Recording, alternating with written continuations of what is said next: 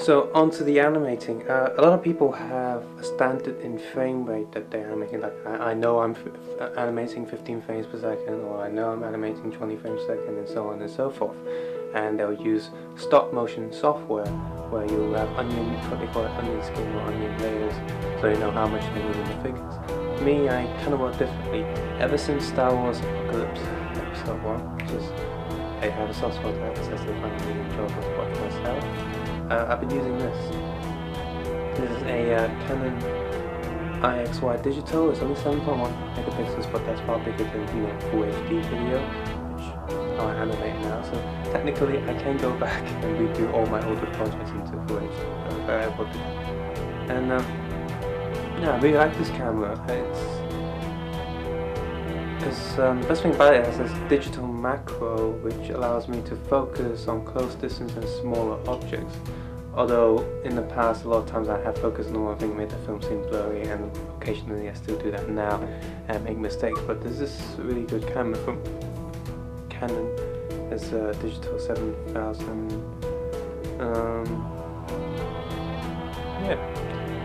Of course, with the recent university project I did, it's already uploaded now with the laboratory. That was filmed with a Canon 5D DSLR, which is all manual focusing, which was a nice experiment. But Sunhill itself was still filmed with this. Only my first. No, in fact, even my Star Wars Episode 3 fight scenes also filmed with this. So only my first video wasn't filmed with this, or my stop motion anyway. All my animations on the same camera, and yeah, I've been using this for many years, and it was a gift from my mom, Christmas gift, my parents, my mom and dad, and yeah, it's been working really great, so I kept using it. That's how I film it. And what I would do is I'd set the digital macro, set it to highest, and just animate it by bit. Now, of course, when I go back into editing it, so speed things up and slow things down depending on how long the dialogue is or how fast the character is supposed to be moving. So I sort of speed it afterwards. And I guess I use in Adobe Premiere Pro, I set it to timeline is 1080 at 30 frames per second, and each image takes about 2 frames. So I do go back to around 15 frames per second if you're being quite technical, but that's not how I film it, and that's the point. That's what I'm trying to make. That's the point I'm trying to make, that I don't film the frame per second in my head first. I film it and then put it into frames per second. So that's quite a different way to do filming stop motion. A lot of people do different ways. During the filming, another thing about filming is I sort of got this idea that you get a big Hollywood studio sets of cities where they film everything in the city. So I sort of did the same thing. I had the same set for all the streets, filmed all of those first, and then moving on to indoor shots. Because set building takes time, and building all these different locations took quite a lot of time, and eventually, it got a bit tedious. With some of the sets, I used different lighting to make it feel different, like different place. Our flatmates bought Christmas lights for Christmas, and after that I sort of used it. I sort of swapped around all the different light bulbs so all the reds were focused, so I can just have red light shining onto the set itself or the other world. So that's why it looks so red, which is good. Of course there were slight mistakes of accidentally melting plastic because those lights do get quite hot. Nowadays I have got LED lights which I use for the Faces Mini project with the laboratory, and I'll tell you more about that later. Of a review video. Now, of course, when filming this, I wasn't filming in widescreen. All the photos filmed were sort of square pictures, like so. So I had to have an estimate in my head during filming through the camera lens how much I wanted to cut out. So in the back of my head I'm thinking, okay, that much will go, and so I have an estimate, and it's only after I film the entire thing do I put the entire video into widescreen, so there's no guesswork there. Here's just a bit to show you just the images in frame, I just says still images. I picked this shot because I really like the lighting of this and how it really feels like Silent Hill 1 when Harry meets him for the first wakes up in the same cafe plastic 2.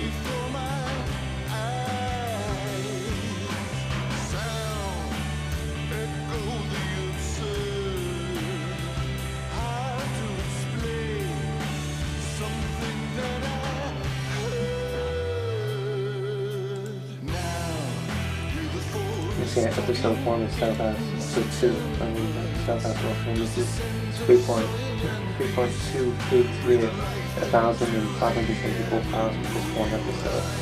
It's quite good and crazy. Hey, here's the, I guess you can call it the back exit of Rosewater Park. There's a Rosewater Park picture there, and then same old street pictures, flying figures there. Put them to the side in case, sometimes you take a photo from this angle, you might see them in the back or not. Just to make it, subtle things. See there, open the gate, and so a mud figure there, sort of just have them moving in the background. Let me tell you, it's really annoying when you're trying to animate little Lego figures in tight corners. You gotta remember where they're standing, you pick them up, and then move it, and then put them back down. You take a shot, and then sometimes when they're on that open leg position, I can do that and take the shot, but every time when I put them back in, move the leg back into a straight position, I need to pick them up. It's impossible to do it in these tight corners, just hands down there. I can't even reach the legs, that's the thing about touching everything else. So yeah, when you're animating, tight spaces are horrible. With this video I tried to animate more things at the same time, on the same shot. In the past I used to focus on having just one person walking because it was easy and it was the fast way to do things. On this one I decided, well, every film I make has to be better than the last one, so, like, for example, on this shot, you got the two main characters here, holding their hands and running together, and you got him running, and behind this gate, there's a mud figure slowly approaching it. So, that's like 4 things moving at the same time, and I find these shots really hard, because, it's easy to focus on one figure, but when you're trying to focus on many figures, you forget, wait, did I move this already? Have I moved this since the last time I took a photo? I'm not quite sure. So stuff in the background, sometimes I forget and I just leave it and let it stay there, because it's better to not over move it. If it stops for one picture, it's okay. You can, just say, oh, it's supposed to stop, it was taking a step. When you move too much and it makes a big jump, that's when it looks awkward. So yeah, that's what I do. If I'm not sure if I moved them yet, I let him stay and then move him in the next shot.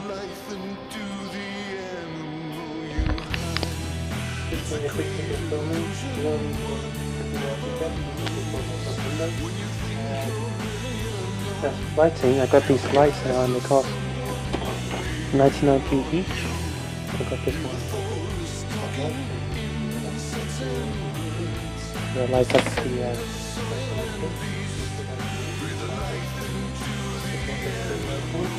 so I've got these different shapes, even though they all cost the same, just because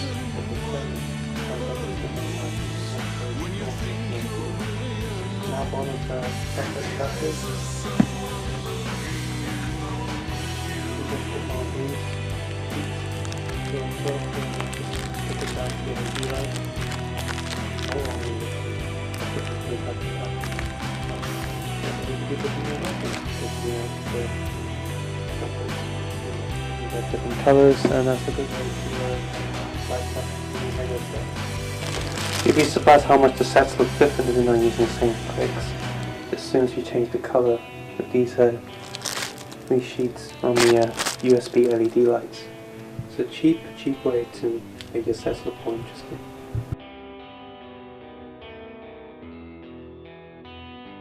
So after everything was filmed and all the sets were cleared away and everything was ready to be processed, see, that camera takes everything in JPEG. At first I was able to edit the entire first episode in one go, but then some weird thing happened. I don't know what happened. I must have installed something afterwards where the images, JPEGs, took too much RAM, and I wasn't able to edit that much anymore. I had to edit in 20-second chunks before the entire computer would crash. But then I found out that if I converted all the images into BSD Photoshop files, I was able to animate the whole thing quite quickly. But of course that does mean that those are sort of raw image files, and it'll go, things like 100 megs would go to like 10 gigs, so it's a crazy amount of size. So after every episode, I had to delete the converted files, go back and then convert the next episode files, and then animate from there, which was quite tedious and quite annoying. Those were sort of annoyances that I encountered through editing this video together. Just that you guys see it, each episode has its own sort of Adobe project file, separately edited, even the trailers themselves. I'll just load the last episode for you guys to see. Basically what I do with the editing is that I would time everything with dialogue, and then put in all the sound effects, and then put in all the digital effects that I downloaded or created on my own. In this case, quite a lot of the blood splattering and sparks were downloaded from destructionfilms.com. And after I edit all those together, I will export it first, so it's just the audio and the film. And after that, I'll go back in, put it into a new timeline, add the music, and fix any mistakes I've done. So here's a quick look of one of the files, the first edit process.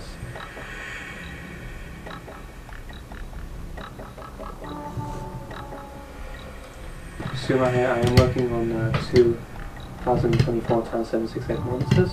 On the right I have all the editing files I've imported, and the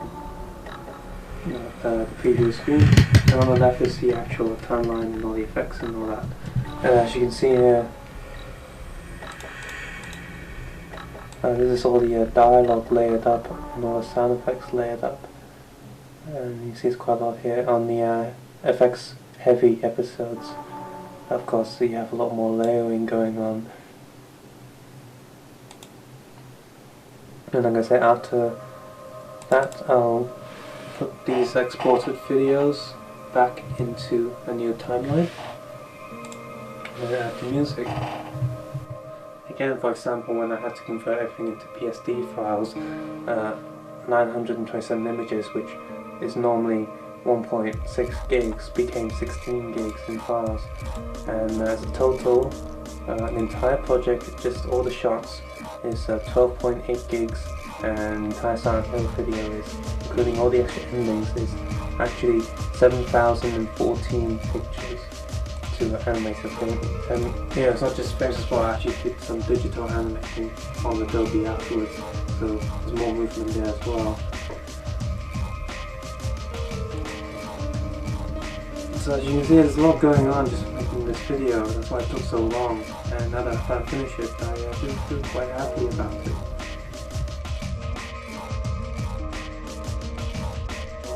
One of the issues I encountered through exporting a second time is that at first I exported an HTWMP, which comes out fine, but when after I added the music export a second time, the resolution and lost a bit of quality. So what I did was export it into MPG in HD quality, and it was fun. I am working on Intel quad-core i7 with 6 gigs of RAM. Because sometimes that's still not enough. And here's a quick look at the episode 4 timeline. And you see it, even after the first export, there's still some effects to add, like the fog here for example. I did the fog just a tiny bit. Reframing certain frames because they're bits off, and of course adding the music and remaining sound effects if I forgot any, as well as adding all the titles and all the to be continued credits and so on and so forth. So I hope this series of videos has given you an idea on how the whole thing was put together. If I've left anything out, hopefully in the commentaries of each episode I'll remember to talk about it. But you guys forget anything, feel free to ask me any questions in the comments below. Thank you for watching this video, thank you for supporting my intellectual film and everything. Just for watching my videos, I'm quite very happy. So thank you very much. See you guys soon. Hopefully my next video will take as long to create, because I do realise this has taken years. Whereas in the past I released sort of longer LEGO videos more often, but now that this learning process has taught me so much, and hopefully I can speed the process up. I will say my next LEGO mini-series will be also based on another video game, which will be reviewed soon enough, and I hope you guys enjoy the videos more and more. Thank you very much.